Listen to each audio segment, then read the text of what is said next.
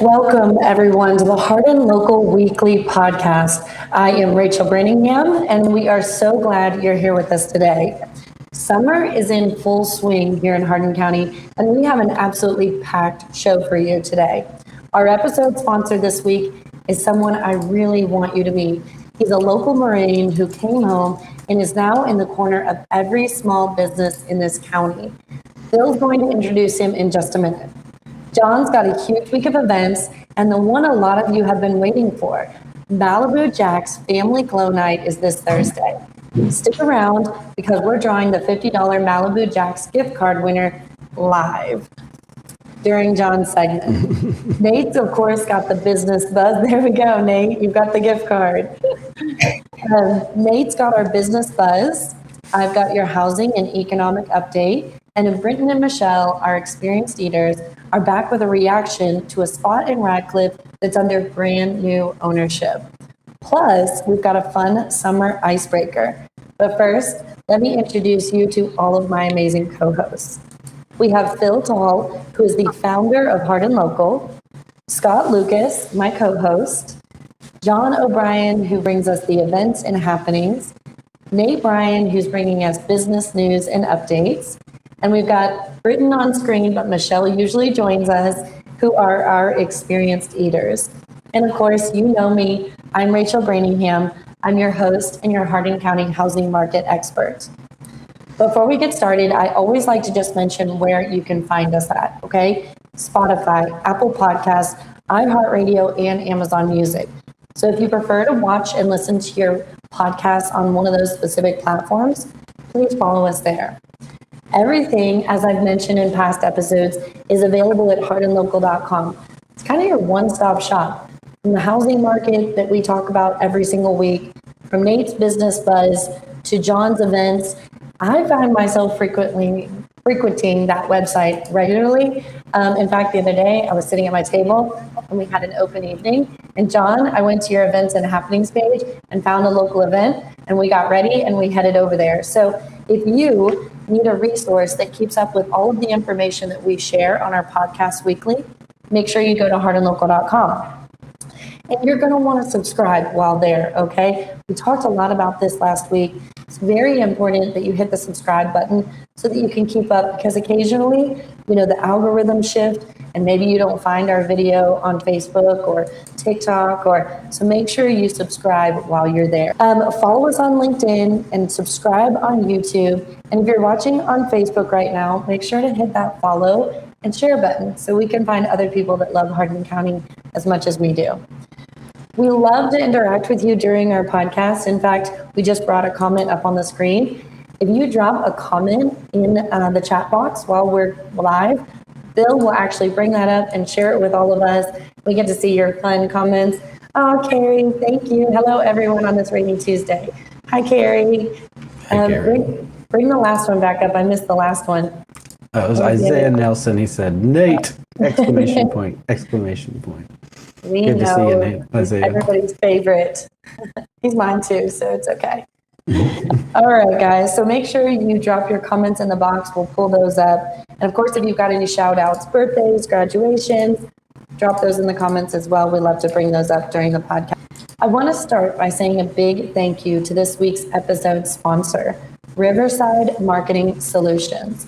You'll meet the owner, Stephen, who is on the screen here with us. Stephen, how are you going to? Doing real well. How about yourself, Rachel? Good. Thank you for joining us, and thank you for sponsoring today's episode. We appreciate you. I'm super excited to learn all about you and what you bring to the county. It sounds like, you touch every little corner, so I'm super excited about this.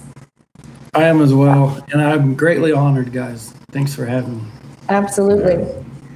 All right, and then a reminder, of course, Malibu Jack's Family Glow Night is this Thursday. If you haven't penciled it on your calendar and bought your tickets, I recommend that you go do it now. Tickets are limited, so you're going to want to grab those early. The week before is always the prime time, right? Because you realize that you actually have an open evening. It is June 11th, 6 to 9 p.m., right here in Elizabethtown. And of course, Nate's holding up. We are giving away a $50 gift card, and we're going to draw it live right here while John goes through events.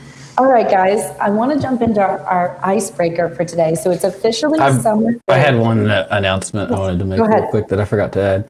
We're gearing up for another round of candidate interviews ahead of November general election. So if you're a candidate running opposed in the general election and you didn't get to interview with us during the primary, we want to have you on. Here's all you got to do. Go to hardinlocal.com/elections, or just go to hardinlocal.com, and in the menu, the top menu, you can find elections. Go there, click register. You'll have to make sure you sign into Hardin Local's website to fill out the form. But once you fill out the form, then you'll be registered. And just need to get that done before July 5th.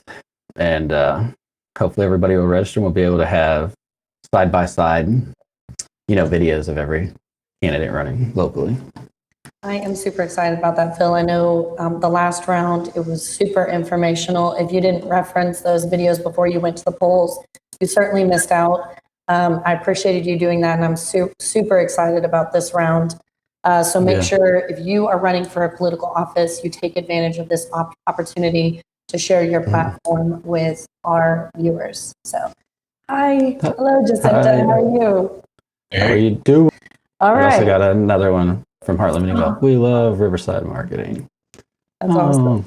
That's sweet. Even over here. All right, guys. Well, are we ready to jump into our icebreaker? Mm-hmm. Okay. So here's the icebreaker, kids. Guys, I called you all kids, but whatever. I guess in some terms. Okay. It's officially summer break in Hardin County. So here's my question for you all. What's the one Hardin County summer tradition your family refuses to skip? I'm going to give you some ideas. The Freeman Lake, the sports park, a favorite ice cream or food stop. I'll go last. What do you got, guys? Well, before they got rid of it, I think the number one answer was the Heartland Festival. Before Don't they steal my changed it, thunder, moved it.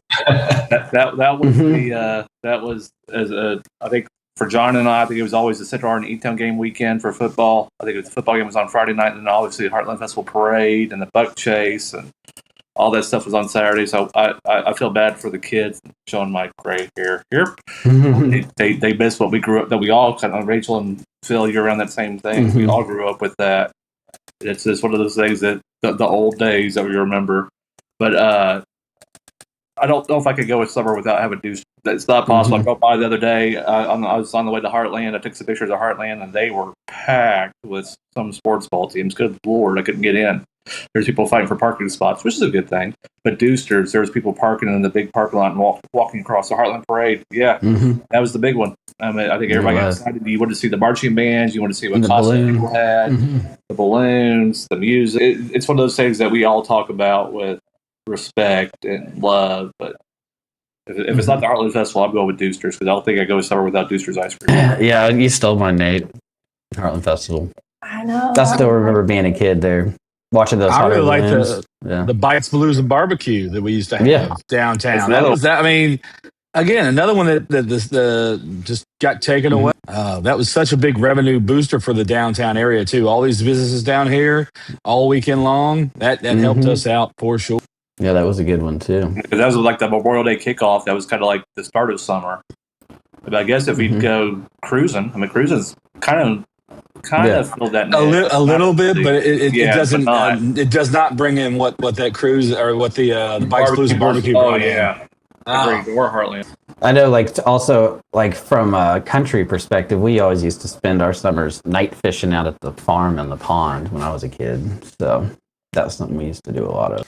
I think mine is definitely the Heartland Parade. I still do it every year with my kids.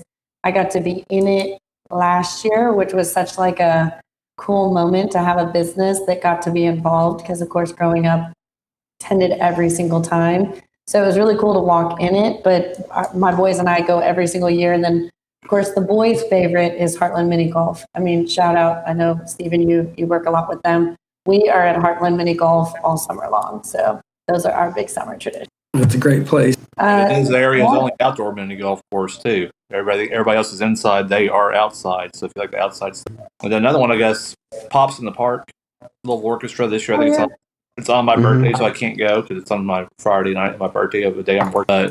Pops in the Park, usually they would have it every summer at the Freeman Lake Bandstand and have fireworks after. Britt, did you have anything to add, or Scott, did you have anything to add? Well, for us, it's always the our family tradition is we always do the fireworks in Radcliffe. I mean, we always going to be involved in that. This year, our church is going to do something a little bit different because they've moved the fireworks to North Hardin.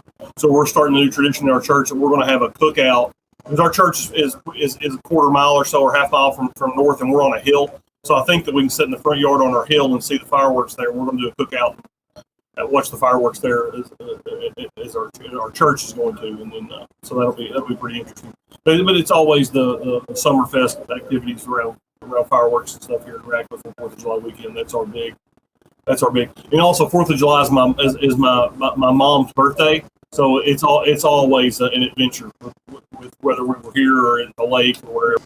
I forgot about the fireworks because they light them off at Freeman Lake too. Mm-hmm. So we usually go to that if we're in town. Scott, you got anything to add? So as far as summers, Cassie works at the Allegro Dance Studio, so we're a theater. So they're doing Shrek right now. That'll be in July. So our family tradition is just doing theater and promoting that, supporting it. And anything you want to add to this? What's your? Yeah, sure. Well, when I was a kid, it used to be going to Freeman Lake and watching the hot air balloons. Do you guys remember that? Mm-hmm. Yeah, absolutely loved watching the hot air balloons as a kid.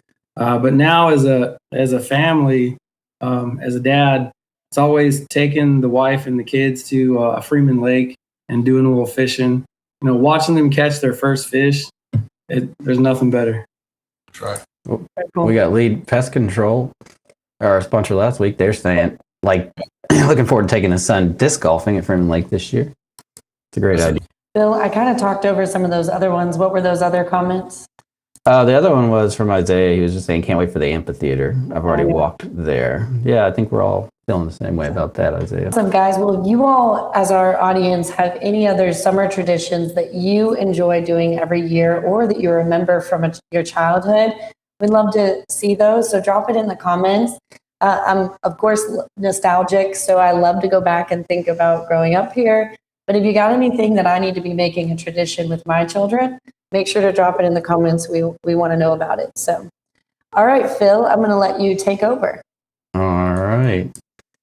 I'm going to leave everybody up on screen for this one.